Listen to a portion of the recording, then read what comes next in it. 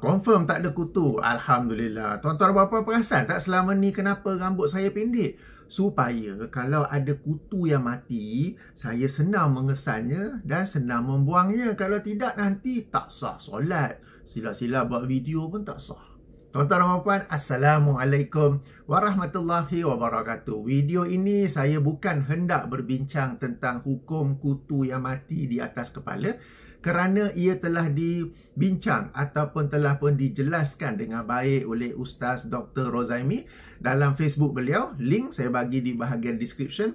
Juga telah dijelaskan dengan baik oleh Ustaz Syihabuddin dalam video beliau. Link saya bagi di bahagian description juga ya. Cuma kali ini saya nak bincang tentang isu lain yang berkaitan dengan ilmu hadis, berkaitan dengan ilmu sunnah dan juga ilmu bid'ah. Okey, apa yang saya masukkan di sini? Baik, beberapa hari yang lepas salah seorang penonton saluran YouTube saya telah forward kepada saya sebuah video Ustaz Muhaizat yang membicarakan tentang hukum ataupun amalan masyarakat kita yang membaca surah Yasin pada malam Jumaat. Link bagi video tersebut saya bagi di bahagian description. Sila tonton terlebih dahulu. Jadi video ini bukan nak bincang tentang surah Yasin. Nanti ada orang bagi komen pula, alah tak habis-habis cerita Yasin, tak habis-habis surah Yasin. Tak, surah Yasin tu secondary saja. Bahkan boleh kita katakan sebagai contoh untuk memahami perbincangan, kerana di sebalik surah Yasin tu ada banyak perkara-perkara yang melibatkan asas-asas agama, melibatkan disiplin ilmu yang ingin saya sampaikan. Baik, sebelum itu beberapa mukadimah.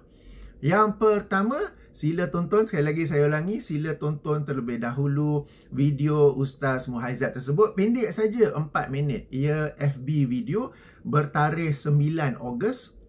Cuma saya tak pasti bila sebenarnya Ustaz Muhaizat cakap, tetapi dimuat naik ke saluran Facebook seseorang itu pada 9 Ogos. Sila tonton terlebih dahulu. Itu yang pertama. Yang kedua, meskipun video Ustaz Muhaizat tu 4 minit sahaja, video saya ini sangat panjang sebab banyak perkara yang ingin saya jelaskan daripada video yang 4 minit itu.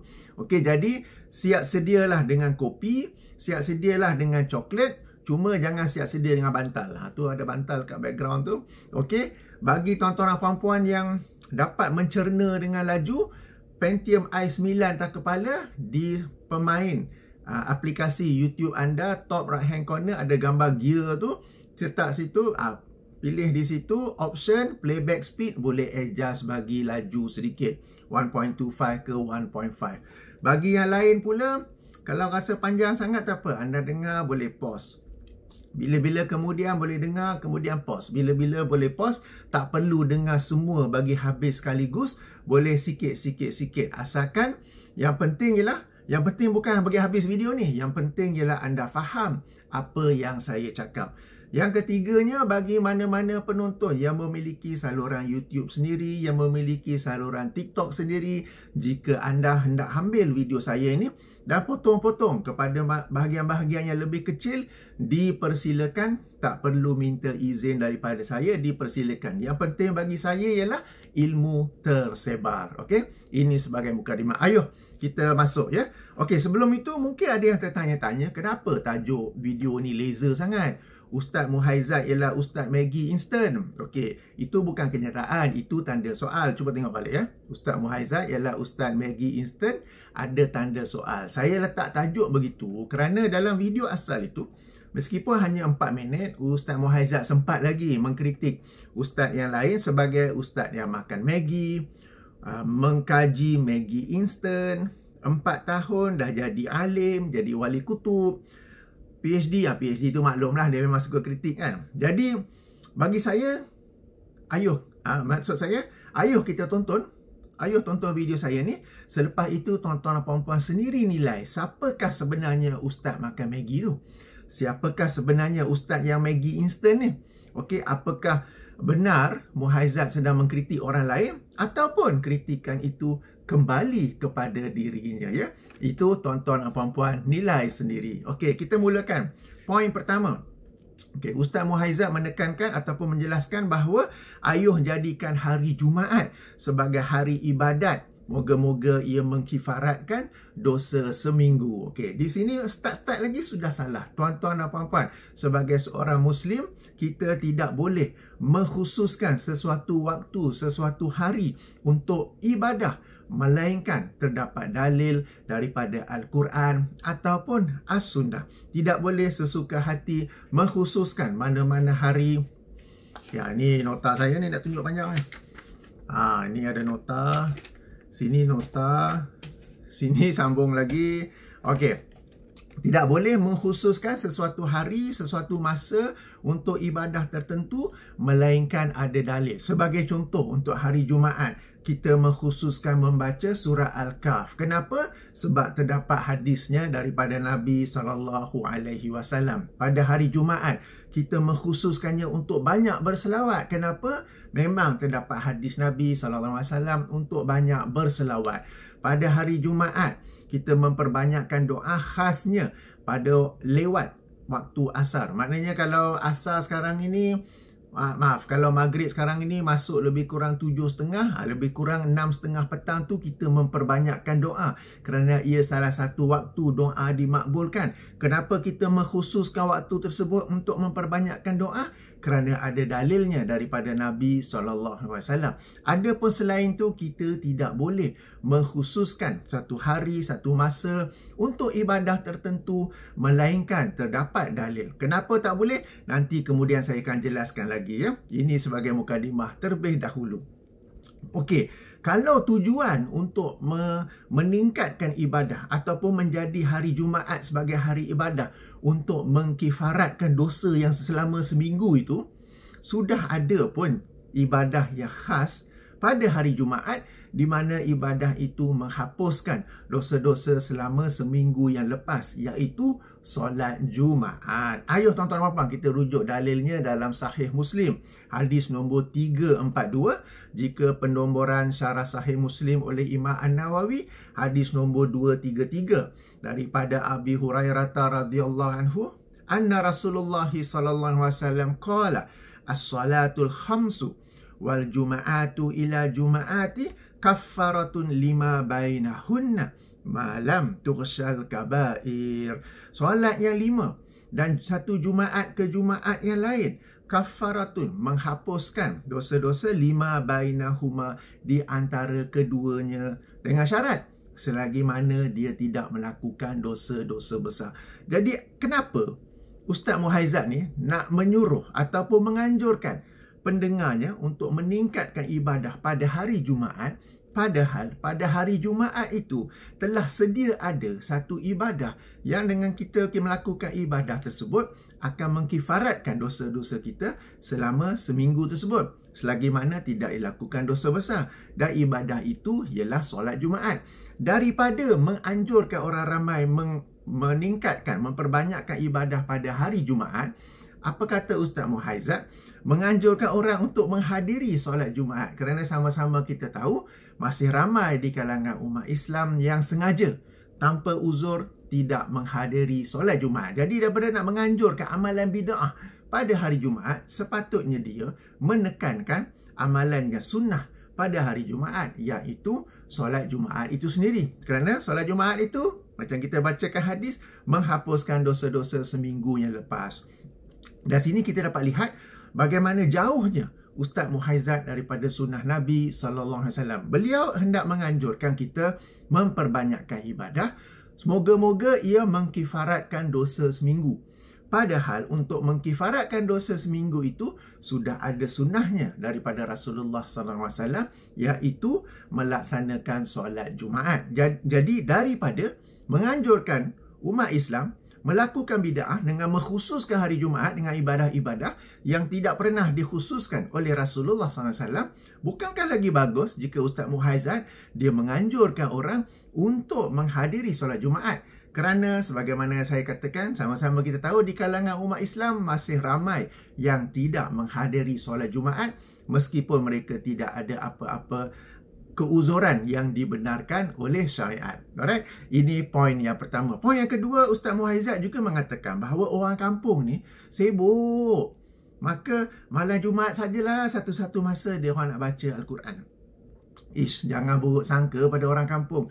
Orang kampung ni meskipun mereka sibuk bertani, sibuk berniaga atau sibuk dengan apa-apa urusan lain, mereka juga tetap membahagikan masa untuk beramal ibadah kepada Allah. Meskipun baik amalan yang wajib mahupun amalan yang sunat. Kalau kita sekarang ni sedang berbicara tentang membaca Al-Quran, orang-orang kampung juga tahu bahawa amalan yang disukai oleh Allah Subhanahu Taala adalah yang berterusan meskipun sedikit. Jadi mereka tetap berusaha untuk membaca baik 5 ayat ke 10 ayat ke, asalkan tiap-tiap malam, tiap-tiap hari, tiap-tiap pagi dapat baca 5 ayat. Mereka tidak melakukan sebagaimana yang dianjurkan oleh Ustaz Muhaizat. Maknanya tak buat, tiba-tiba malam Jumaat baru buat. Lepas tu tak buat, malam Jumaat baru buat.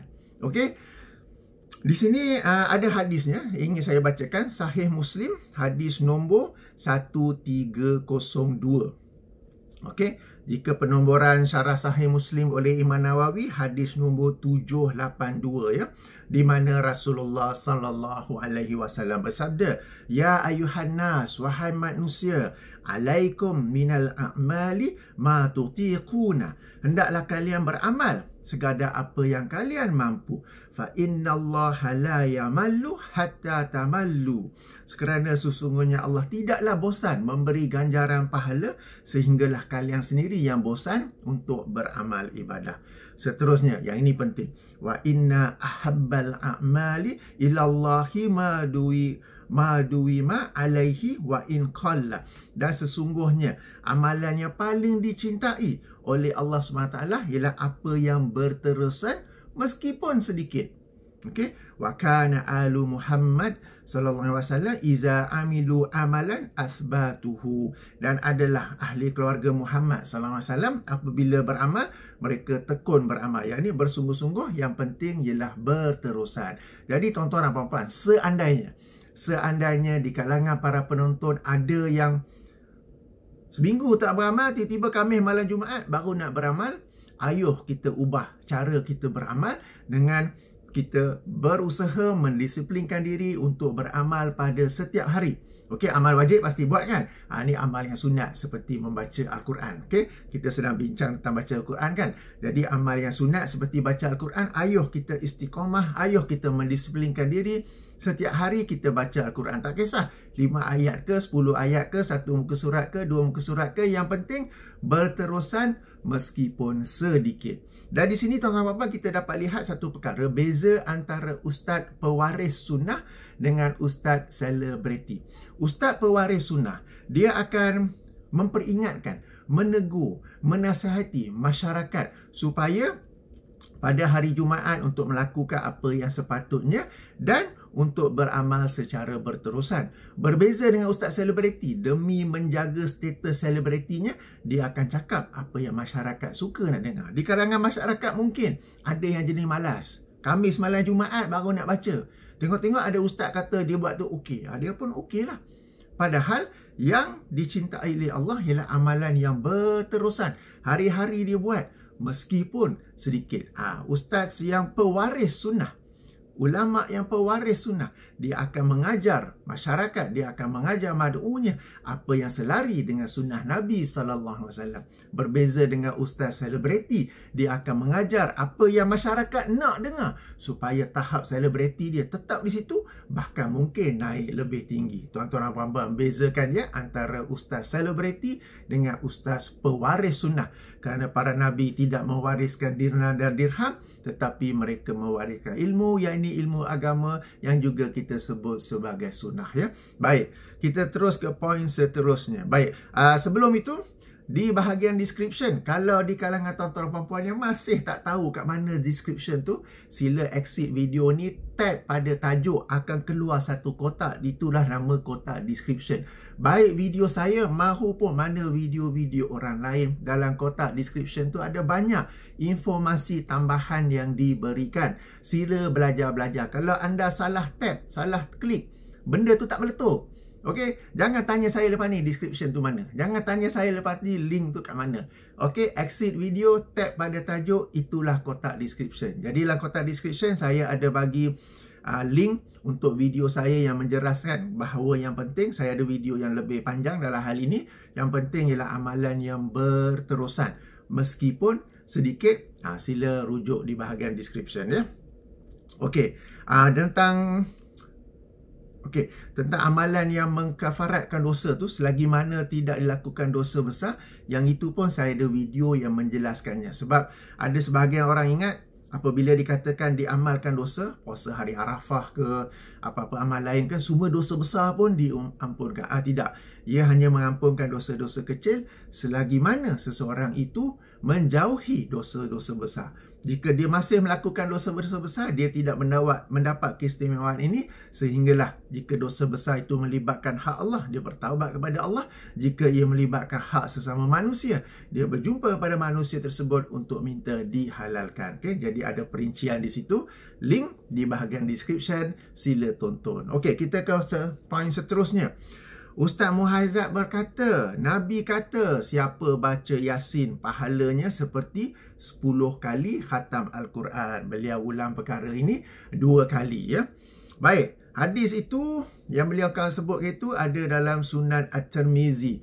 Hadis nombor 2812. Jika ikut edisi tahqiq Syekh Ahmad Syakir, hadis nombor 2887, di mana dikatakan, okey, inna likulli syai'in qalban wa qalbul Qur'ani Yasin. Sesungguhnya bagi setiap sesuatu ada hati, ada qalbu, dan qalbul Qur'an Yasin, dan hati bagi Al-Quran ialah surah Yasin.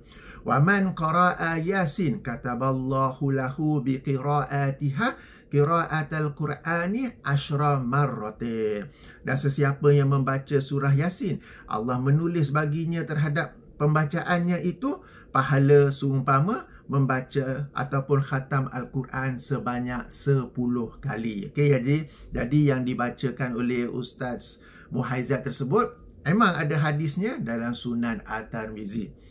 Akan tetapi walau bagaimanapun, namun begitu, seperti biasa di kalangan para pencinta bid'ah, mereka sampaikan hadis begitu sahaja. They have no respect to the Prophet. They have no respect to the discipline of hadis. Mereka tak menghormati Nabi SAW. Mereka tidak menghormati ilmu hadis. Sebab tu mereka melantak saja hadis tersebut. Tak kisah. Sebab bagi seseorang yang menghormati Nabi SAW, bagi seseorang yang menyayangi Nabi SAW, dia akan memeriksa terlebih dahulu, okey, apakah hadis tersebut sahih ataupun tidak. Jika tidak sahih, maknanya hadis yang dhaif dengan kedhaifan yang ringan, dia akan menyampaikannya selari dengan syarat-syarat pengamalan hadis dhaif yang telah digariskan oleh para ulama. Okey, jadi terhadap hadis ini, meskipun ia masyhur, tetapi darjatnya, okey, berlaku perselisihan di kalangan ahli hadis. Ada yang berkata darjatnya adalah dhaif. Antaranya ialah Syekh Shu'aib Al-Arnaud dalam semakannya ke atas Sunan At-Tirmizi, hadis nombor 3106. Okey, kitab yang Syekh Shu'aib Al-Arnaud tahqiq ataupun semak Sunan At-Tirmizi ni namanya Jami Al-Kabir. Jami'ul Kabir, kerana menurut Syekh Shu'aib Al-Arnaud inilah nama yang tepat bagi kitab Sunan At-Tirmizi. Okay? Kita masyhur panggilnya Sunan At-Tirmizi, tapi nama yang tepat ialah Jami'ul Kabir, hadis nombor 3106. Darjatnya dhaif. Demikian juga oleh Husain Salim Asad. Okay, hadis ini juga diriwayatkan oleh Imam Ad-Darimi. Okay, dalam Sunan Ad-Darimi, hadis nombor 3282. Dan Syekh Husain Salim Asad, seorang ahli hadis yang hebat, baru saja meninggal dunia beberapa bulan yang lepas. Okey, beliau juga menilai hadis ini sebagai dhaif. Okey, ini pandangan pertama. Pandangan kedua ialah penilaian Syekh Al-Albani, bahawa beliau menilai hadis ini sebagai maudhu, hadis yang palsu. Dan ini bukan suka-suka hati, beliau ada penjelasan yang panjang lebar terhadapnya. Boleh rujuk penjelasan beliau dalam kitabnya Silsilatul Hadis Ad-Dhaifah wal Maudhu'ah, hadis nombor 169. Okey, beliau ada penjelasan yang kukuh di dalamnya bahawa hadis ini adalah hadis palsu. Dan kalau kita semak teks ataupun matan hadis pun memang ada ciri-ciri hadis palsu. Contohnya, jika Al-Quran ini ada hati, maka hati itu sepatutnya ialah surah Al-Fatihah. Kerana surah Al-Fatihah itu sendiri memiliki banyak keutamaan yang mengunggulinya di atas surah-surah yang lain, sebagaimana yang telah dijelaskan oleh Rasulullah SAW dan hadis-hadis tentang keutamaan, tentang fadilat surah Al-Fatihah. Darjahnya adalah sahih. Itu yang pertama. Yang kedua, bila kita baca hadis ni, bila dikatakan orang yang baca surah Yasin pahalanya bersamaan dengan 10 kali khatam Al-Quran, itu sudah menjadi petanda kita sebagai orang yang alert. Ini macam tak kena ni. Sebab antara ciri-ciri hadis yang maudhu' ialah ia menjanjikan pahala ataupun ganjaran yang sangat besar. Kalau kita baca surah Al-Ikhlas sekalipun, surah yang merupakan tunggak Islam, iaitu mentauhidkan Allah, itu pun sekadar 1/3 daripada Al-Quran. Macam mana pula surah Yasin ni? Pahalanya pula boleh jadi khatam 10 kali Al-Quran. Jadi sudah ada tanda-tanda awal ini adalah hadis yang maudhu'. Okey, pun begitu, sebagai berlaku adil, meskipun saya sendiri cenderung kepada penilaian Syekh Al-Albani bahawa hadis ini adalah maudhu', untuk bersikap adil saya juga menyampaikan penilaian ahli hadis yang lain bahawa mereka berkata sanadnya, bukan matan, sanadnya adalah dhaif. Alright. Okey. Hadis yang seterusnya dibacakan oleh Ustaz Muhaizat. Saya laju sikit tak apa kan? Alright.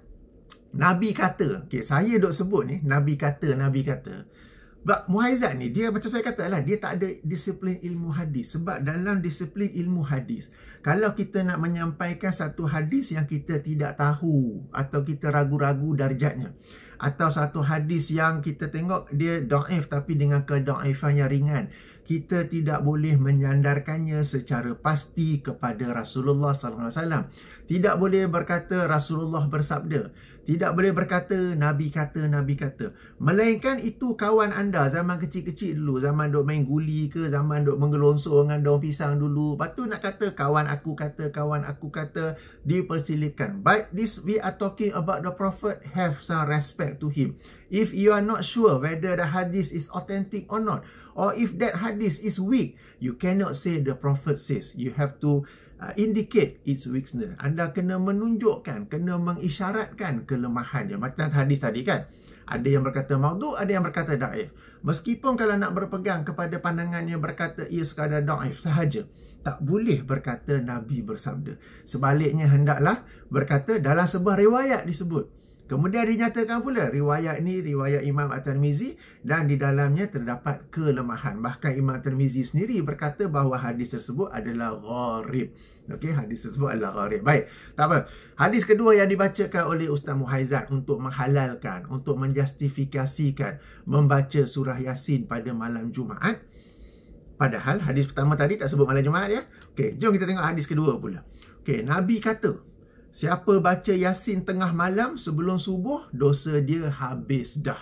Okey, jadi lafaz ini saya cari yang paling dekat ialah apa yang dikeluarkan oleh Imam Abu Ya'la dalam musnadnya. Musnad Abu Ya'la hadis nombor 6224. Yang itu tak ada dalam aplikasi phone, kena rujuk dalam Maktabah Syamilah, edisi tahqiq Syekh Hussein Salim Asad, jilid 11 muka surat 93 nombor 6224 ya, di mana dikatakan okey, man qara'a Yasin fi lailatin asbaha maghfuran lahu wa man qara'a Hamim allati yuzkaru fiha ad-duhanu fi lailatil jum'ati asbaha maghfuran lahu. Bermaksud sesiapa yang membaca surah Yasin pada malam hari, maka diampunkan dosanya pada pagi hari. Dan sesiapa yang membaca surah Hamim, yakni surah Ad-Dukhan, surah Dukhan bermula dengan Hamim kan, pada malam Jumaat, maka diampunkan dosanya pada pagi hari. Okey. Bila Ustaz Muhaizat baca hadis ni, kemudian dia nak mengkhususkan amalan membaca pada malam Jumaat, patutnya ia surah Dukhan, bukannya surah Yasin. Tapi telah dia hanya baca rangkap pertama, dia tak tahu pun, agaknya dia tak tahu pun ada rangkap kedua yang menekankan ialah bila malam Jumaat baca surah Ad-Dukhan, malam-malam yang baca surah Yasin. Akan tetapi walaupun namun begitu, hadis ini darjatnya dinilai dhaif jiddan, sangat dhaif oleh Syekh Hussein Salim Asad, muhakkik bagi kitab Musnad Abu Ya'la. Okey, jadi sekarang ni ada dua hadis. yang disampaikan oleh Ustaz Muhaizan dalam rangka untuk menegakkan amalan membaca surah Yasin pada malam Jumaat dalam rangka mengkritik orang yang berkata ia bid'ah sebagai ustaz makan Maggi, mengkaji Maggi instant, pengkaji Maggi instant, 4 tahun dah jadi alim wali kutub.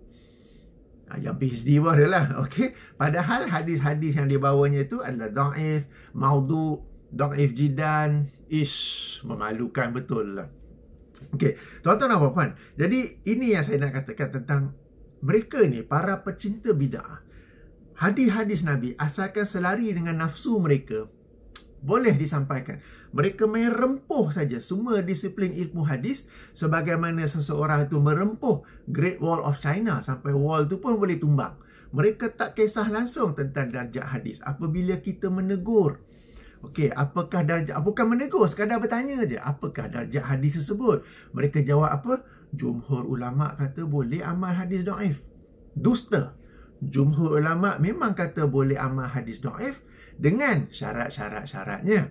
Syarat-syarat tersebut telah sama saya jelaskan sebelum ini. Link saya bagi di bahagian description. Ada dalam bentuk tulisan, ada juga dalam video.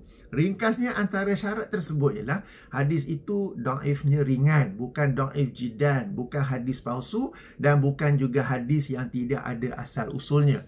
Macam mana kita nak tahu hadis itu dhaifnya ringan?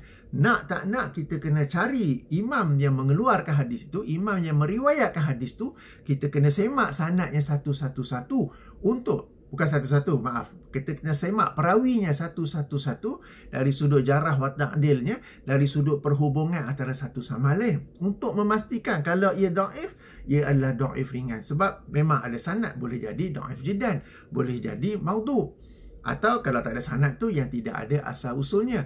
Maka syarat pertama saja, kebanyakan hadis yang disampaikan oleh para pecinta bid'ah tidak lulus sebab mereka tak semak sanad tu. Asalkan ada hadis, mereka sampaikan. Bila kita tegur, dia orang kata kita ni membakul sampahkan hadis dhaif. Padahal kita bukan membakul sampahkan hadis dhaif.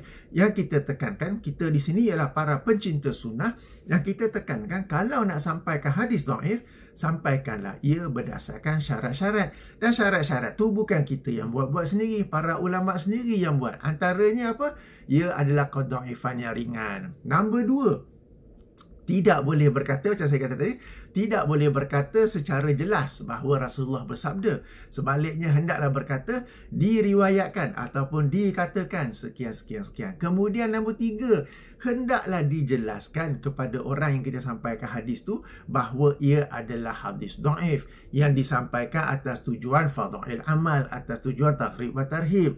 Tak boleh cakap macam tu saja kerana masyarakat akan menganggap ia adalah hadis yang sahih. Sebab tu tuan-tuan, kalau kita lihat, banyak hadis dhaif begitu masyhur tersebar di kalangan masyarakat sebab para ustaz yang menyampaikannya tidak mengatakan ia adalah hadis dhaif. Lalu masyarakat ingat atau anggap atau sangka ia adalah hadis sahih. Lalu mereka pun menyampaikannya, mereka forward WhatsApp group, Telegram group, media sosial macam-macam, padahal ia adalah hadis yang dhaif.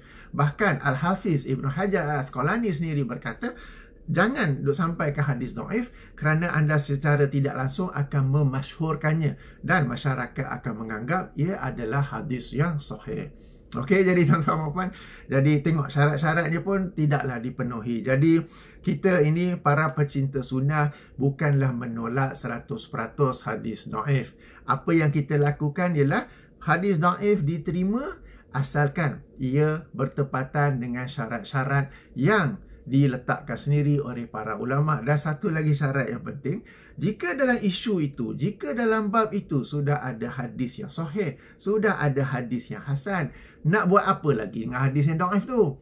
Sebagai contoh, malam Jumaat sudah ada yang hasan darjatnya untuk kita membaca surah Al-Kahf. So, surah Yasin darjatnya dhaif, hadisnya dhaif. So, kita utamakan yang hasan. Okey, jadi inilah sesuatu yang dikesali di kalangan para pecinta bid'ah. Mereka ini melanggar disiplin hadis. Semua hadis boleh pakai, tak kisah darjatnya, kecuali 2. Kecuali 2, tiba-tiba dia orang boleh bincang darjat hadis tu. Semua hadis dia orang tak nak bincang darjatnya tak nak bincang. Semuanya atas alasan jumhur ulama kata boleh. Tapi dua hadis, dia orang boleh bincang darjat, dan dua hadis, dia orang mendaifkannya, dan dua hadis ni, dia orang kata tak boleh pakai. Boleh. Boleh. Sebab dua hadis ni tidak selari dengan nafsu mereka. Hadis yang pertama, hadis Sahih Muslim tentang Rasulullah SAW yang bertanya kepada seorang hamba perempuan, Aina Allah? Dan hamba perempuan tu menjawab, di langit. Okey, hadis Sahih Muslim. Dia orang tak suka hadis tu. Dhaif, tertolak, macam-macam alasan dia. Boleh pula bincang darjat hadis. Itu yang pertama. Hadis kedua, riwayat Imam Ad-Darimi dalam kitab sunannya daripada Abdullah Ibnu Mas'ud, di mana beliau, yang ini Ibnu Mas'ud, mengingkari sekelompok orang yang berzikir secara jemaah. Hadis tersebut dia orang boleh pula kata dhaif. Tak boleh pakai. Ni dua. Lain-lain hadis semua boleh saja. Tembok Great Wall of China pun boleh tumbang. Dia akan langgar aja semua disiplin hadis, ya. Itulah para pecinta bid'ah berbeza dengan para pecinta sunnah. Okey, baik. Jadi itu dua hadis yang disampaikan oleh Muhaizat, dan kedua-duanya sebenarnya tidak boleh dipakai sebagai dalil. Jika nak dipakai sebagai fadail amal, okey, untuk menerangkan keutamaan beramal, okey. Hadis yang pertama tu macam saya kata, berlaku perselisihan di kalangan para ulama ilmu hadis, okey. Ada yang kata dhaif, ada yang kata maudhu. Okey, dan hadis yang kedua ni pula darjatnya sebenarnya ialah dhaif jiddan. Okey, tentang hadis kedua ni, yang ini sesiapa yang membaca surah Yasin pada malam hari diampunkan dosa-dosanya pada pagi hari. Okey, sebagai info tambahan, dalam tafsir Ibnu Katsir, Imam Ibnu Katsir dalam mukadimah kepada tafsir surah Yasin, beliau mengemukakan hadis-hadis, beberapa hadis tentang keutamaan surah Yasin. Salah satu daripada hadis itu yang hadis yang kita sedang baca sekarang ni, hadis kedua yang disampaikan oleh Muhaizat, dan Imam Ibnu Katsir berkata sanadnya jayid, sanadnya bagus. Dan jayid ni adalah satu darjat, satu status yang lebih tinggi daripada hasan, bawah daripada sahih. Ia berada di antara sahih dan juga hasan. Ini penilaian Imam Ibnu Katsir. Dan kemungkinan besar beliau telah tersilap dalam hal ini sebagaimana dijelaskan oleh Syekh oleh Syekh Khaldun Al-Ahdab, okey, pensyarah ataupun profesor di Jabatan Hadis dan ilmu-ilmunya di Universiti Malik Abdul Aziz di Jeddah, dalam kitabnya yang berjudul Zawaid Tarikh Baghdad ala Kitabus Sittah. Okey, boleh rujuk hadis nombor 368, di mana di situ beliau mengkritik penilaian jayid oleh Ibnu Katsir itu dan menerangkan bahawa ia sebenarnya disepakati sebagai satu hadis yang dhaif atau lebih rendah lagi, tak boleh jadi pada darjat yang jayid. Okey, ia adalah dhaif atau lebih rendah lagi. Sila rujuk. Yang ini saya sedang rujuk di laptop saya, edisi Maktabah Syamilah jilid 3 muka surat 29 dan seterusnya. Okey, jadi sekali lagi, Imam Ibnu Katsir menilai hadis tersebut, yang ini sesiapa yang membaca surah Yasin pada malam hari diampunkan dosanya pada esok pagi, sebagai jayid, sebagai bagus. Cuma penilaian itu apabila disemak semula didapati ada kesalahan kerana kelemahan ataupun kedhaifan perawi yang terlibat dalam sanad itu disepakati sebagai perawi yang lemah, tak boleh jadi ia duduk pada sanad yang jayid, ya. Okey. Seterusnya, Muhaizat bertanya, ada ke hadis Nabi yang larang baca Yasin? Okey, dia telah sampaikan hadis-hadis yang menganjurkan baca Yasin, yang menerangkan keutamaan membaca surah Yasin. So, seterusnya dia bertanya, Muhaizat bertanya, ada ke hadis Nabi yang larang baca Yasin? Bahkan Muhaizat kata bawa hadis palsu pun tak apa. Okey, jadi tuan-tuan, di sini masuknya perbezaan di kalangan para pencinta bid'ah dan para pencinta sunnah. Para pencinta sunnah, mereka tidak mencari dalil-dalil yang secara khusus melarang sesuatu akidah ataupun ibadah, kerana mereka mengetahui bahawa Rasulullah SAW telah menyampaikan hadis yang merangkumi semua jenis akidah dan ibadah yang baharu, dan hadis itu ialah hadis larangan bid'ah yang sama-sama kita tahu. Tuan-tuan dan puan-puan, satu perkara saya nak jelaskan. Bid'ah ini adalah perkara-perkara baru yang dibuat oleh manusia kerana nafsunya, kerana keyakinannya bahawa Islam ini cacat, Islam ini penuh kekurangan, Islam ini penuh kejelekan, dan mereka tidak beriman kepada ayat Allah yang menerangkan bahawa Islam ini telah sempurna, dicukupkan nikmat, direda. Bahkan mereka ni berkeyakinan bahawa diri mereka ni lebih bijak daripada Allah SWT. Sebab itu mereka mencipta akidah-akidah yang baharu, mereka mencipta ibadah-ibadah yang baharu. Jika Rasulullah SAW pada zaman baginda hendak menyenaraikan, hendak menyebut satu persatu akidah dan ibadah yang baharu yang bakal dilakukan oleh umatnya daripada baginda wafat sampailah ke hari kiamat, ia akan menjadi tidak terhad. It will be limitless, it will be infinity. Sebab selagi mana manusia tu beranggapan bahawa dirinya layak mencipta sesuatu yang baru dalam agama, baik akidah ataupun ibadah, selagi itulah akan ada perkara-perkara yang baharu. Jadi Rasulullah SAW tidak menyebut satu persatu amalan bid'ah, tidak menyebut satu persatu akidah bid'ah. Macam orang yang yakin dengan Nur Muhammad, bawa hadis Nabi larang Nur Muhammad. Orang yang berakidah Allah ialah Muhammad, Muhammad ialah Allah, bawa hadis Nabi larang kata macam tu. Orang yang berakidah martabat 7, bawa hadis Nabi larang martabat 7. Sama juga dengan ibadah-ibadah yang bid'ah ni, bawa hadis Nabi larang ni, bawa hadis larang itu.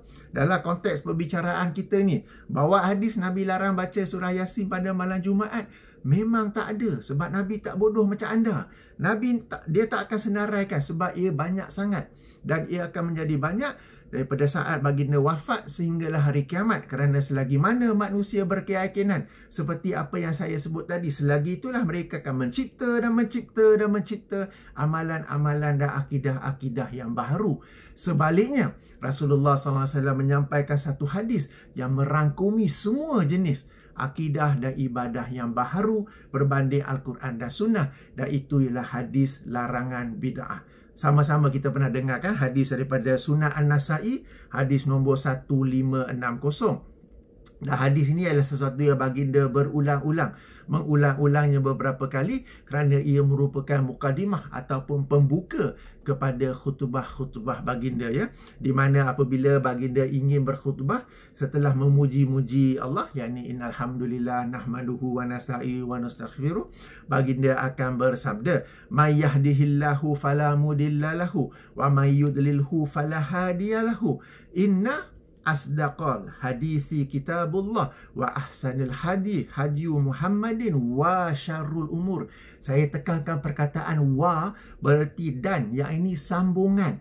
Jadi hadis ini kita kena baca daripada awal. Paling-paling kurangnya, inna asdaqal hadisi kitabullah, sesungguhnya sebenar-benar perkataan adalah kitabullah, dan wa ahsanal hadi hadyu Muhammadin, dan sebaik-baik hidayah ialah hidayah Muhammad sallallahu alaihi wasallam, wa syarrul umuri muhdasatuha, dan seburuk-buruk urusan ialah perkara-perkara baharu. Jadi bila kita baca hadis ini daripada awal, kita akan tahu bahawa seburuk-buruk urusan yang baginda masukkan itu adalah perkara yang baharu berbanding Al-Quran dan As-Sunnah.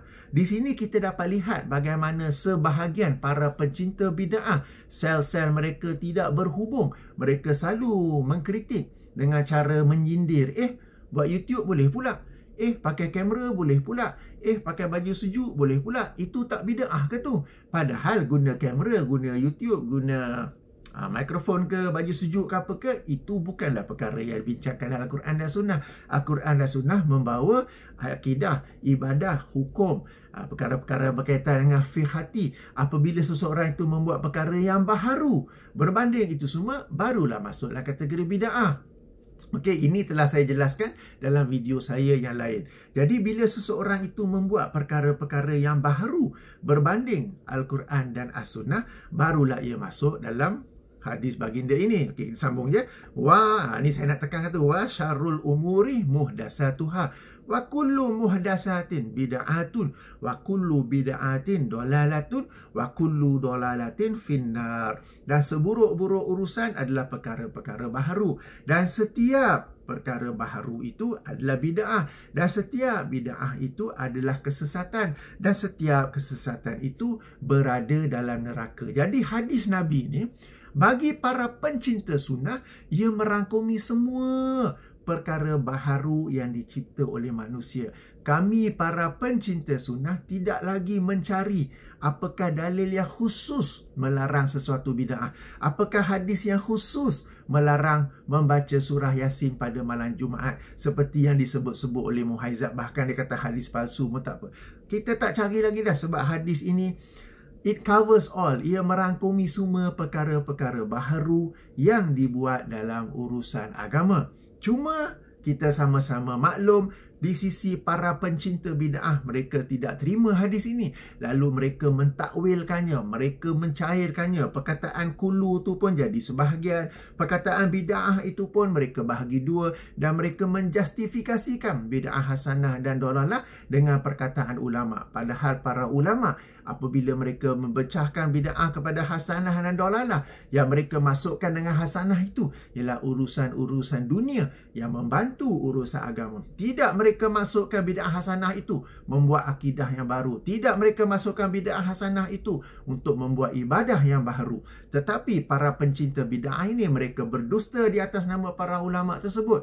Lalu berkata, tengok, para ulama telah bahagikannya kepada bid'ah yang hasanah dan dolalah. Dan hasanah yang mereka masukkan, yang ini para pencinta bid'ah itu, ialah akidah-akidah yang baharu, ibadah-ibadah yang baharu. Padahal para ulama tersebut sedikit pun tidak memasukkannya sedemikian. Saya telah mengemukakan contoh-contohnya dalam video-video yang lain. Sila semak saluran YouTube saya. Ini bukan sembang kosong, bukan sembang kari, bukan sembang dalca. Telah saya buktikan dalam video-video saya lain. Saya tak nak cerita di sini, panjang sangat nak pula nanti ya. Jadi tuan-tuan dan puan, hadis ini berangkumi semua perkara baru. Jadi inilah yang larangan daripada Rasulullah SAW yang tidak diketahui oleh Muhaizat. Sayang sekali, kutuk orang sebagai makan Maggi, mengaji Maggi instant, wali kutub, PhD tu kita maklum lah kan. Tapi tengok diri sendiri tu. Baik, di sini di kalangan para penonton mungkin ada tertanya-tanya, apa yang bid'ah ni pada membaca surah Yasin? Okey. Tuan-tuan dan puan, bid'ah terbahagi dua, iaitu bid'ah hakikiyah dan bid'ah idhafiyah. Bid'ah hakikiyah ialah satu akidah atau ibadah yang totally new. Totally new. Sementara bid'ah idhafiyah pula, di satu sisi dia memiliki dalil, tapi di sisi yang lain ia adalah sesuatu yang baharu yang tidak memiliki dalil. Sebagai contoh, kita sekarang sedang bincang tentang membaca surah Yasin pada malam Jumaat. Okey, dari satu sisi ia memiliki dalil yang sahih kerana memang daripada hadis-hadis yang sahih Rasulullah SAW menganjurkan kita untuk membaca Al-Quran. Bahkan setiap huruf daripada Al-Quran itu kita mendapat pahala. Al-Quran ini sendiri pada hari akhirat kelak akan datang untuk memberi syafaat kepada orang yang banyak membaca Al-Quran. Akan tapi walau bagaimanapun, namun begitu, bid'ahnya bukan letak pada membaca Quran. Bid'ahnya letak pada mengkhususkan surah Yasin di atas 114 surah yang lain. Mana dalil? Bid'ah yang kedua, mengkhususkan malam Jumaat di atas mana-mana waktu yang lain untuk membaca surah Yasin. Mana dalil? So, perkara yang baharu, perkara yang bid'ah dalam Yasin ni bukan pada membaca Yasin, tetapi pada mengkhususkan surah Yasin sahaja dan pada mengkhususkan malam Jumaat. Tuan-tuan dan puan-puan, apabila kita membicarakan tentang ibadah, kita kena tahu bahawa ibadah ni ada 6 aspek. Okey, yang ni aspek waktu, tempat, tata cara, sebab, jumlah, jenis. Saya ulangi. Waktu, tempat, tata cara, sebab, jumlah dan jenis. Ada 6. Okey, apa yang dibiarkan terbuka oleh syariat Islam, hendaklah kita biarkannya terbuka. Apa yang dibiarkan terbuka, tak boleh kita sebagai manusia yang tidak menerima wahyu untuk mengkhususkannya kepada sesuatu yang tertentu, ya, sesuatu yang khusus. Sebagai contoh, berzikir subhanallah wa bihamdih, subhanallahil azim, adalah sesuatu yang dianjurkan oleh Rasulullah SAW secara terbuka dalam hadis Sahih Bukhari kan. 2 kalimah yang ringan di bibir tapi berat di timbangan amal, dan paling dicintai oleh Allah SWT ialah subhanallahil azim, subhanallah wa bihamdi. Nabi tak sebut mana-mana apa-apa waktu. Jadi kita boleh membaca zikir ni pada bila-bila waktu. Apabila seseorang tu mengkhususkan bahawa zikir ini hendaklah dibaca pada hari Isnin selepas solat subuh, dia mesti bawa dalil.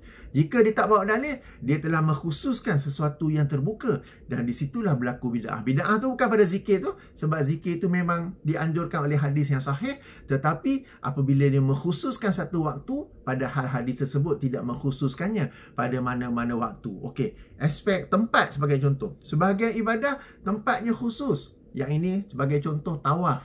Tawaf itu khusus di keliling Kaabah sahaja di Mekah. Apabila ada orang pula berkeyakinan, dia boleh tawaf di kalangan Tok Syekh dia, di kubur Tok Syekhnya, di kubur walinya, dia tawaf di situ. Okey, bila tanya dia berhujah, tawaf ni kan ibadah yang disyariatkan oleh Islam. Okey, ibadah tawaf itu tempatnya khusus di Kaabah saja, di Baitullah saja, bukan di kubur wali, bukan di kubur Tok Syekh dia apa.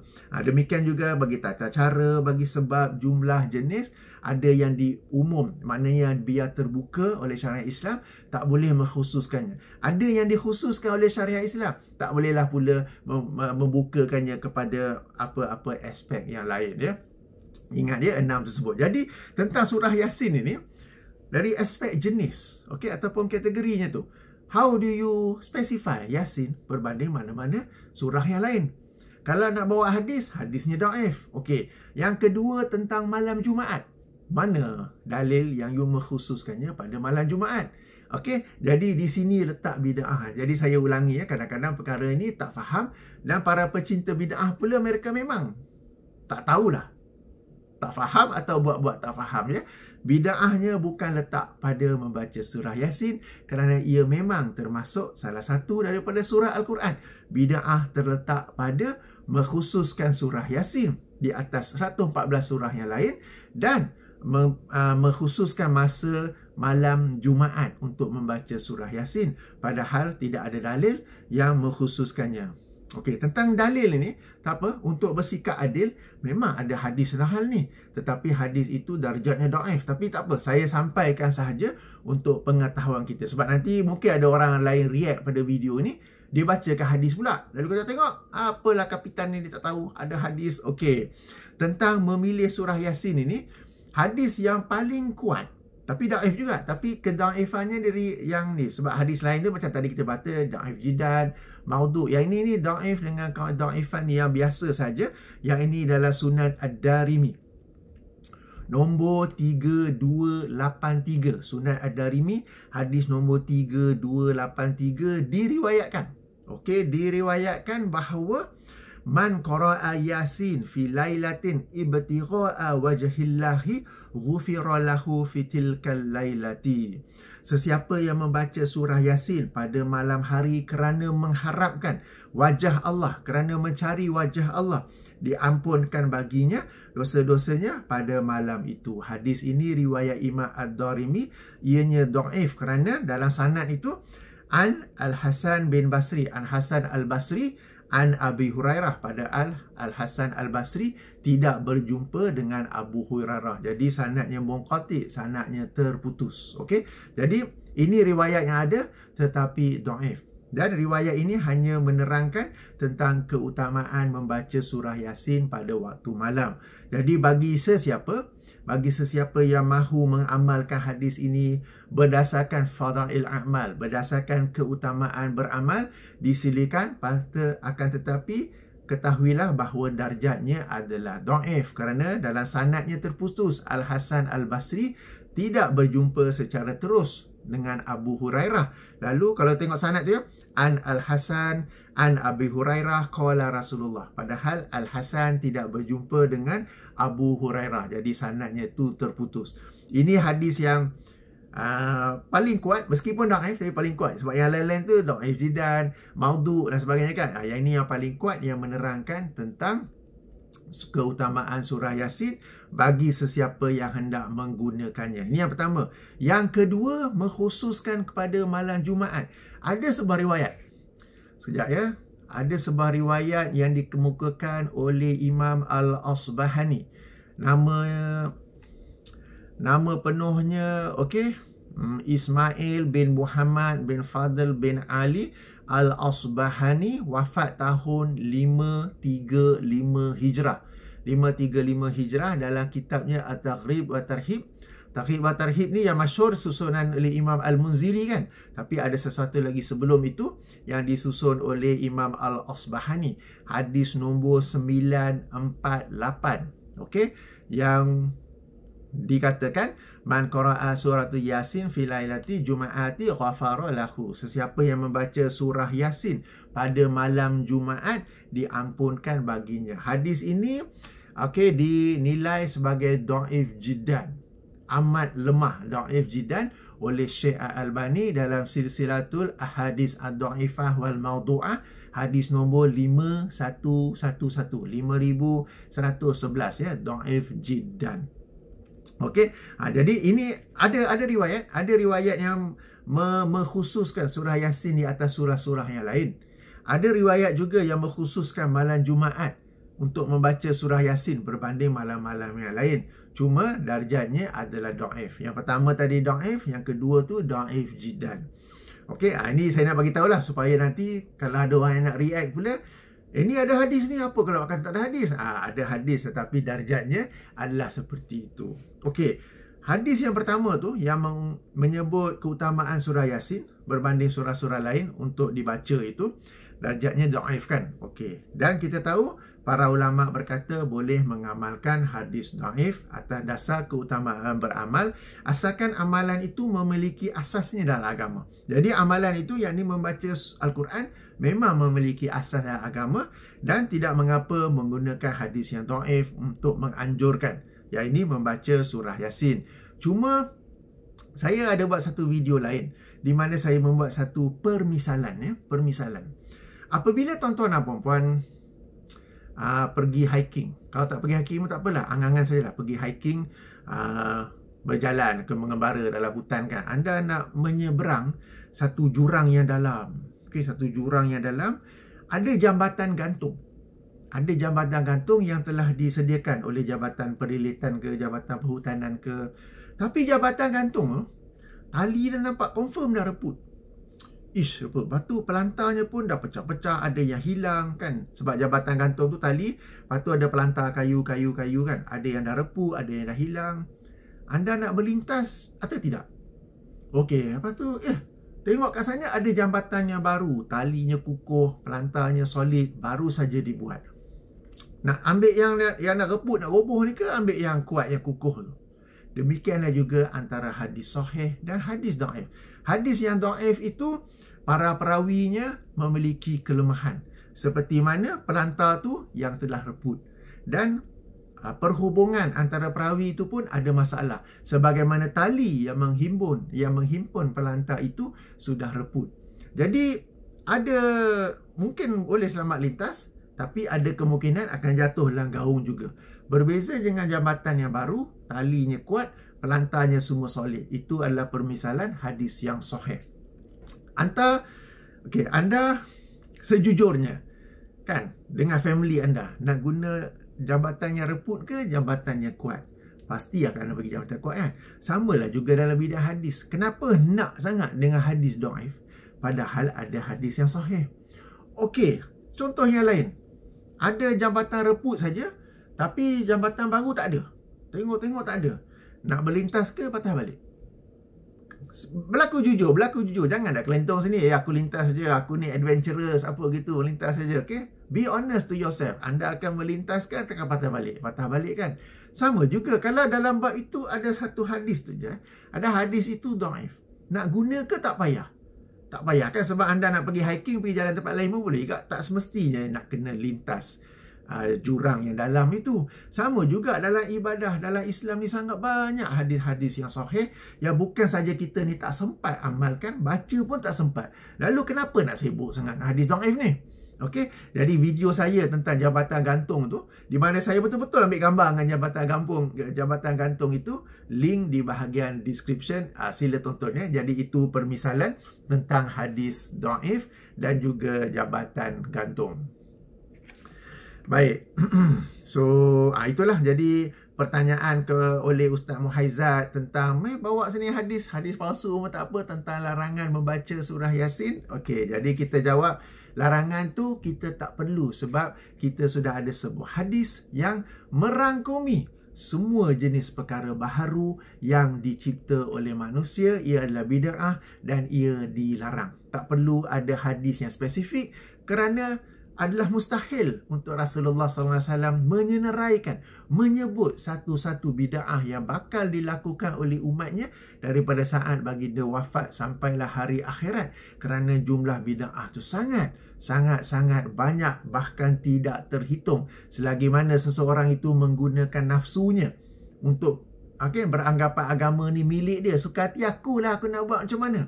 Selagi itulah akan ada bid'ah, dan selagi itulah. Jadi kalau Rasulullah nak senaraikan pun memang banyak sangat ya, memang banyak sangat. Okey. Kita ke poin seterusnya. 55 minit. Alright.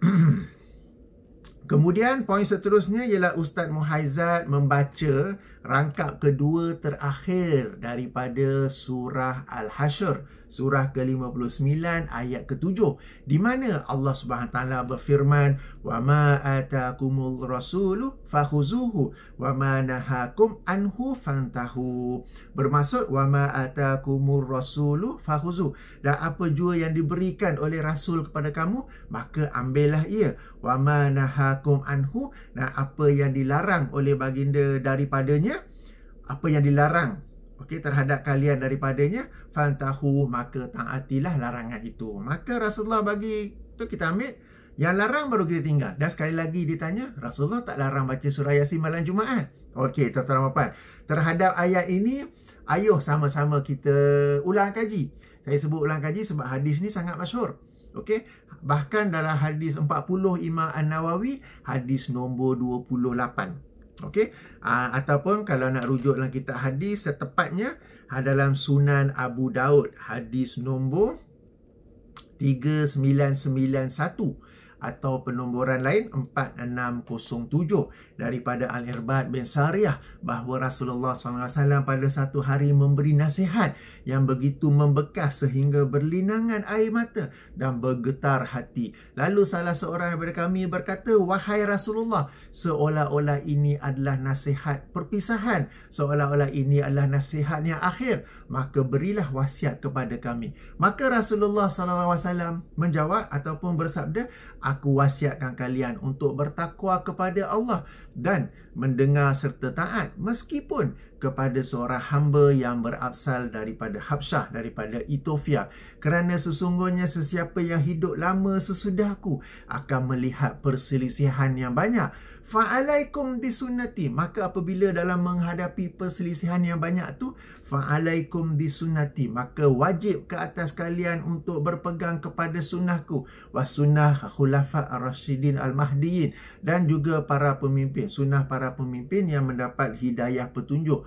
Berpegang teguhlah kepadanya dan gigitlah ia dengan geraham kamu. Wa iyyakum, dan jauhilah kamu daripada perkara-perkara baru, kerana setiap perkara baru itu ialah bid'ah, dan setiap bid'ah itu adalah kesesatan. Familiar kan hadis ini? Jadi dalam hadis ini, tuan-tuan dan puan-puan, Rasulullah SAW antara lain mewasiatkan kepada kita bahawa akan berlaku perselisihan yang banyak. Okey, perselisihan ini perselisihan apa? Apakah perselisihan nak guna iPhone ataupun Android? Adakah perselisihan nak travel guna Malaysia Airlines ke Air Asia ke Malindo? Apakah perselisihan nak guna baju apa? Tak, perselisihan itu melibatkan antara sunnah dan bid'ah. Kerana itulah sebaik saja apabila menerangkan tentang perselisihan itu, baginda bersabda, sekejap ya, saya baca teks Arabnya. Tadi itu terjemahan. Okey, fa innahu man ya'shi minkum ba'di fasayara ikhtilafan katsiran. Kerana sesungguhnya sesiapa yang hidup lama daripada kalangan kalian sesudah aku akan melihat ikhtilafan kasiran. Okay, perselisihan yang banyak. Perselisihan ini tentang apa ya?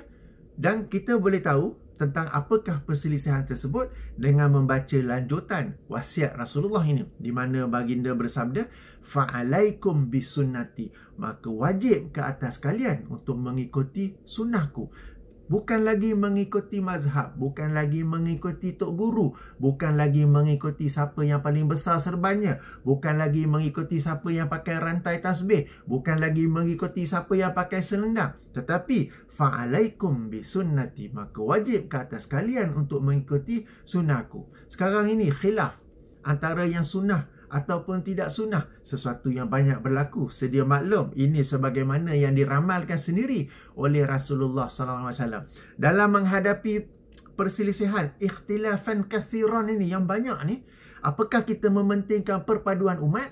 Apakah kita mementingkan apa-apa faktor lain? Ke kita, apa pesan Nabi? Fa'alaikum bisunnati. Okey, dan juga sunnah para khulafa yang mendapat hidayah petunjuk. Yang ini zaman kita tak adalah, itu pada zaman awal umat Islam ya, Abu Bakar, Umar, Uthman, Ali. Okey, dan berpegang teguhlah kepadanya, kerana Rasulullah SAW 1400 lebih tahun yang lalu mengetahui bahawa pada zaman terkemudian, pada zaman selepas baginda, sesiapa yang berpegang teguh kepada sunnah akan menghadapi cabaran, harungan, rintangan yang sangat banyak, akan dituduh dengan pelbagai tuduhan yang buruk, akan dilemparkan dengan pelbagai gelaran yang buruk dan macam-macam lagi cabaran. Baginda mengetahuinya. Sebab itulah baginda berpesan untuk tamassaku biha wa 'addu 'alaiha bin nawajizi, dan seumpama menggigit, gigitlah ia dengan geraham. Sebab kalau gigit dengan gigi kacip saja mudah terlepas, gigitlah dengan geraham. Ini ramalan Rasulullah yang benar-benar berlaku. Sama-sama kita tahu sekarang ni, sesiapa yang hendak berpegang kepada sunnah, dia akan ditohmah, difitnah, macam-macam cabarannya. Sama-sama kita tahu kan. Tapi Rasulullah pesan apa? Jangan mengalah, jangan menyembunyi, jangan buat apa-apa, tapi berpegang teguhlah dengannya. Tetap berpegang teguh. Sebab bila anda berpegang teguh dengan sunnah, akan ada banyak rintangannya bukan daripada yang bukan Islam, bukan daripada Yahudi, tak, daripada umat Islam sendiri. Tetapi mereka itu ialah para pencinta bid'ah. Okey, kemudian apa lagi baginda bersabda? Wa iyyakum muhdatsatil umur, dan jauhilah kalian daripada perkara-perkara baru. Sebenarnya bila Nabi bersabda fa'alaikum bisunnati, maka wajib kalian berpegang pada sunnahku, dah cukup dah. Sebab bila pegang sunnah memang tinggal bid'ah. Tapi Rasulullah SAW emphasis, mengulangkan lagi penekanan untuk menjauhi perkara yang menyebabkan perselisihan itu. Yang ini apa?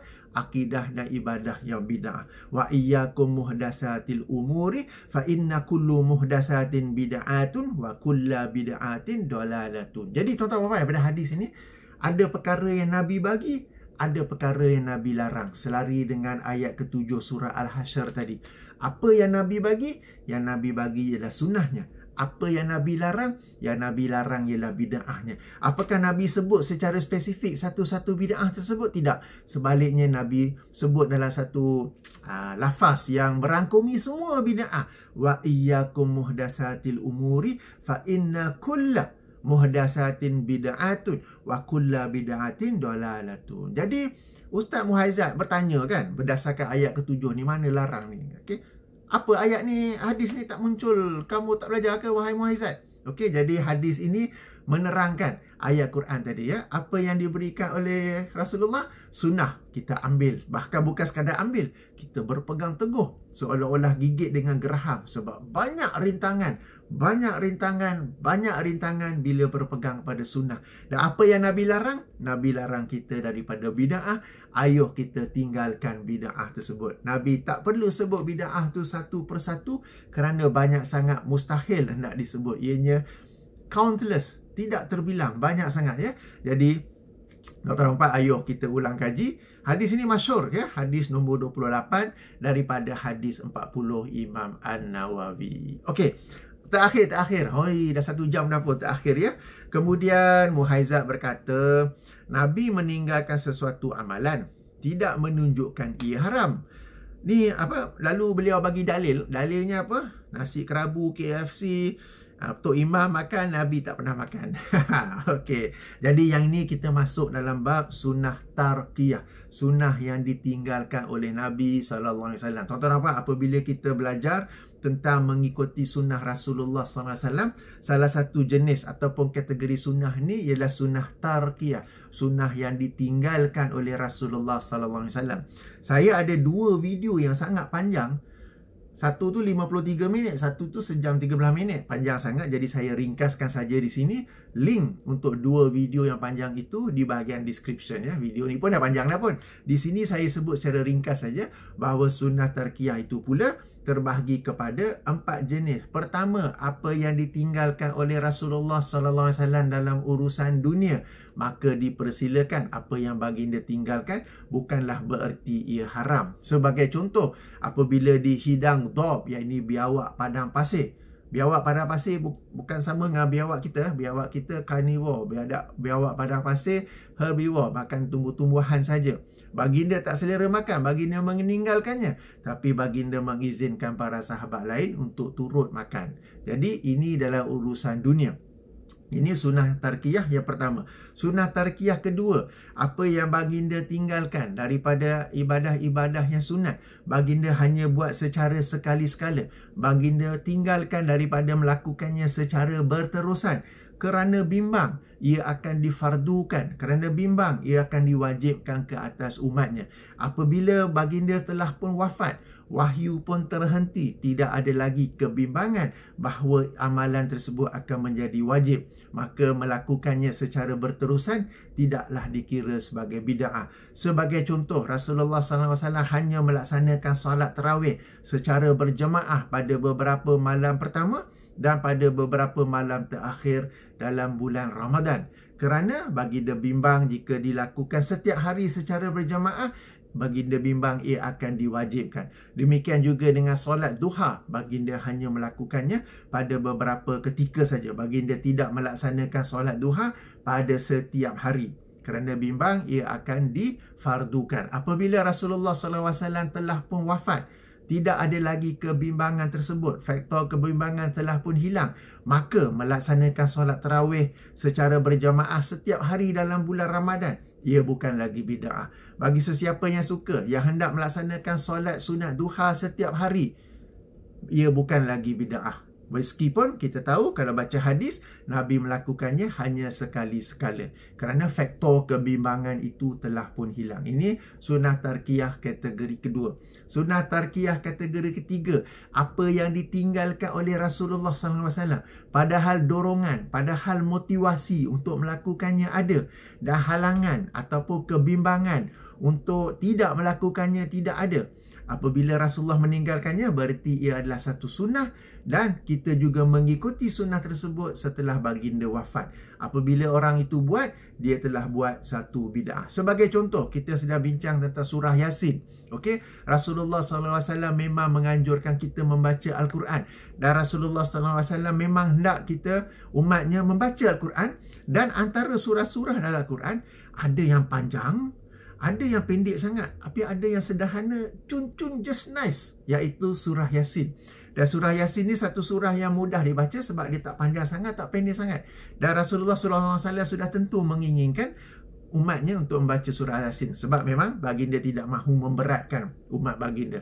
Akan tapi, walau bagaimanapun, namun begitu, tidak ada hadis yang sahih daripada baginda bahawa baginda mengamalkannya atau menganjurkannya. Bererti apa yang ditinggalkan oleh Rasulullah, faktor dorongan ada, faktor motivasi ada, halangan tak ada, kebimbangan difardukan tak ada, tapi Rasulullah meninggalkannya. Bererti yang sunnah ialah turut meninggalkannya. Ini jenis yang ketiga. Jenis yang keempat, okey, perkara dalam urusan dunia yang ada pada zaman Nabi, lalu Nabi tidak menjadikannya bahagian daripada agama. Lalu apa yang tidak dijadikan agama oleh Rasulullah pada zaman baginda, tidak juga menjadi agama pada zaman selepas baginda. Okey, sesiapa yang menjadikannya bahagian daripada agama, maka dia telah berbuat bid'ah. Apakah contoh? Contohnya ialah muzik atau tarian. Ia secara terpencil, secara terhad memang ada pada zaman Rasulullah SAW. Ia bukan begitu tersebar sebagaimana zaman kita sekarang ini. Dan Rasulullah SAW meskipun tidak suka kepada muzik, tetapi baginda mengizinkannya dalam suasana perkahwinan ke, anak-anak yang bermain ke apa ke. Akan tapi Rasulullah tidak menjadikan ia sebagai sebahagian daripada agama, sebagai contoh untuk menaikkan kekhusyukan ketika berzikir. Sebab kalau ia sesuatu yang baik, Rasulullah SAW memang menganjurkan umatnya untuk berzikir. Jika berzikir itu dengan lagu, dengan muzik, dengan tarian, pakai skirt, apa semua itu sesuatu yang baik, pasti Rasulullah SAW akan mensunnahkannya. Apa yang tidak baginda sunnahkan pada zaman baginda, tidak juga menjadi sunnah selepas zaman baginda. Sebab ia sudah memang ada. Sebab kalau Rasulullah lihat, ia adalah sesuatu yang bermanfaat, wahyu akan turun untuk menganjurkan, untuk baginda menganjurkan untuk melakukan zikir secara tarian, secara muzik, secara berirama, secara berlagu. Tetapi Rasulullah tidak melakukannya, berarti ia memang tidak baik, ia memang bukan sunnah. Melakukannya pada zaman selepas kewafatan Rasulullah SAW, ia adalah bid'ah. Itu 4 kategori sunnah tarkiyah.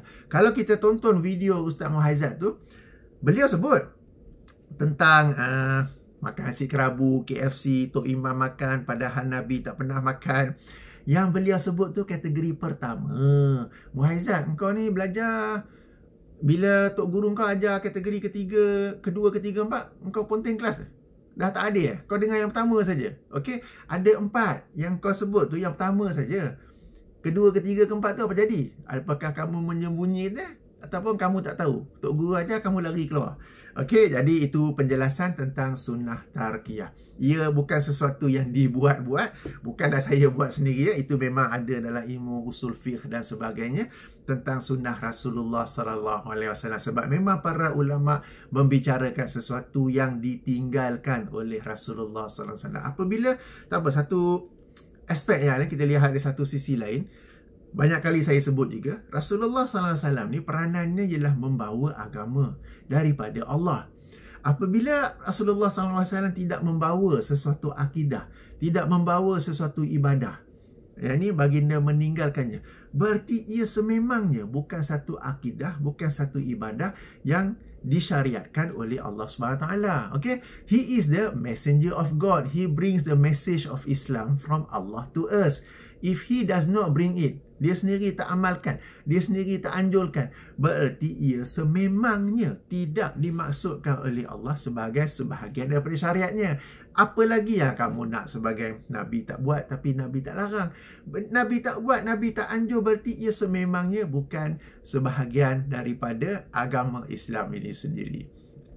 Okey, jadi itulah yang saya nak sampaikan. Tu dia 1 jam 11 minit dah pun. Jadi tuan-tuan puan-puan ya, meskipun video asal Ustaz Muhaizat tu 4 minit saja, tapi dalam rangka kita nak menjelaskannya memang kena panjang. Dan ini pun banyak perkara ataupun sebahagian perkara saya sudah rujuk link kepada video saya yang lain kan. Sebab memang mudah untuk seseorang pencinta bid'ah untuk menjustifikasikan bid'ah yang disukainya. Kita pula nak bagi penjelasan ilmiah memang panjang. Tetapi moga-moga saya harap dengan penjelasan ilmiah ni bukan sekadar tekak kering saja, tetapi tuan-tuan dan puan-puan juga dapat belajar tentang darjat-darjat yang berkaitan dengan hadis fadilat surah Yasin, dapat belajar juga tentang syarat-syarat para ulama ketika mereka membolehkan penggunaan hadis dhaif. Memang jumhur kata boleh, tetapi mereka letak syarat. Syarat tu entah kenapa hilang pula kan. Tentang sengaja untuk meningkatkan ibadah pada hari Jumaat, padahal hari Jumaat tu hari perayaan kecil untuk kita. Kalau nak tingkatkan ibadah, kita tingkatkanlah apa yang dianjurkan oleh Rasulullah, seperti surah Al-Kahf, membanyakkan selawat, menghadiri solat Jumaat, mandi berwangi-wangian sebelum pergi solat Jumaat, dan memperbanyakkan doa di hujung waktu asar. Ini yang Rasulullah anjurkan. Okey, yang manusia kita buat tak payah. Okey, kemudian kita dapat lihat perbezaan antara ustaz selebriti dan ustaz pewaris sunnah. Ustaz selebriti untuk mencapai darjat selebriti, untuk kekal sebagai selebriti, untuk meningkatkan lagi darjat selebritinya, satu petua, jangan cerita benda yang masyarakat tak suka dengar. Kalau cerita benda yang masyarakat tak suka dengar, akan hilanglah status selebriti tersebut. Jadi apa yang masyarakat buat, kita sebut sebagai sunnah masyarakat. Ustaz selebriti dia akan berusaha untuk menjustifikasinya. Dia akan berusaha untuk membenarkannya. Ia akan berusaha untuk mengatakan ia adalah okey. Berbeza dengan para pewaris Nabi. Mereka tidak mementingkan jumlah view ke selebriti ke apa. Yang penting menyampaikan Al-Quran dan Sunnah meskipun masyarakat tak suka. Masyarakat tak suka pun sebab tak biasa. Tapi lama-lama dah biasa, mereka sendiri akan menyukainya sebagai tanda mereka menyayangi Allah dan Rasulullah sallallahu alaihi wasallam. Kita juga dapat belajar kenapa memang tak ada hadis yang khusus melarang sesuatu ibadah. Sebab nak melarang sesuatu ibadah akidah secara spesifik memang banyak sangat. Kalau Rasulullah ada sebut pun, payah para sahabat nak hafal untuk sampaikannya ke dalam hadis-hadis sebagaimana yang sampai kepada kita. Jadi Rasulullah SAW cukup menyampaikan sebuah hadis yang merangkumi semua jenis bid'ah. Hadis itu sedia maklum. Cuma para pencinta bid'ah, mereka tak suka hadis tu. Lalu hadis itu mereka cairkan, mereka takwilkan, macam-macam mereka spin ke atas hadis itu, ya. Kemudian kita juga belajar tentang bid'ah. Ada bid'ah yang hakikiyah, yang ini bid'ah yang totally new, dan bid'ah idhofiyah.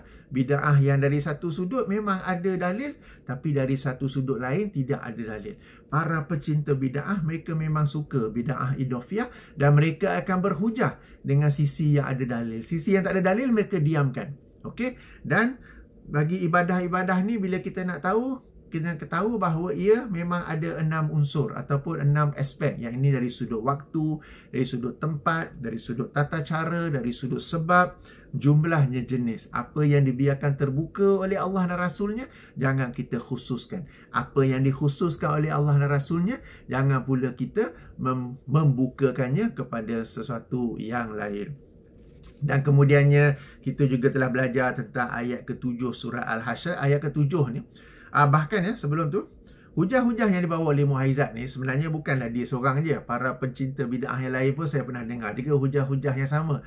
Cuma Muhaizat dia telah masukkan semua dalam satu video. Sambil-sambil tu duduk kerutuk pula orang lain sebagai Ustaz Maggie lah, Ustaz Instant Maggie lah, Ustaz belajar 4 tahun jadi wali kutub lah. Padahal wali-wali kutub ni geng-geng dia je, orang lain tak ada kan. Yang PhD tu maklum lah kan. So kita tengok siapa yang sebenarnya Ustaz Maggie, siapa yang sebenarnya instannya Ustaz, ya. Okey. Jadi ayat ke-7 surah Al-Hasyr tu, apa yang diberikan oleh Rasulullah pada kita, ambillah. Apa yang Rasulullah bagi? Sunnah, maka kita ambil sunnah. Dan apa yang dilarang oleh Rasulullah daripadanya, maka taatilah larangan tersebut. Apa yang dilarang oleh Rasulullah, bid'ah, maka kita tinggalkan bid'ah. Dan yang terakhir tentang sunnah tarkiyah, ada 4 kategori, ya. Ada 4 kategori. Dan tak apa banyak sangat pula cerita ni sebagai kesimpulannya. Tak apa, boleh ulang kaji.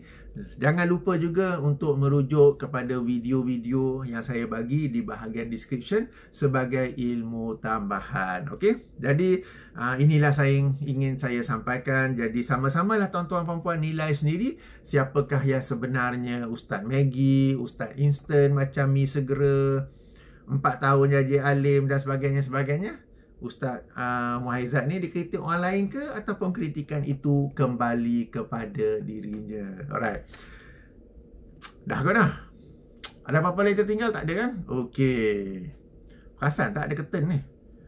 Saya pun kalau tak tahu singkat curtain juga kan. Alright. Subhanakallahumma wa bihamdika asyhadu an la ilaha illa anta astaghfiruka wa atubu ilaika. Weh, kering lah. Tekak cakap sejam 17 minit. Assalamualaikum warahmatullahi wabarakatuh.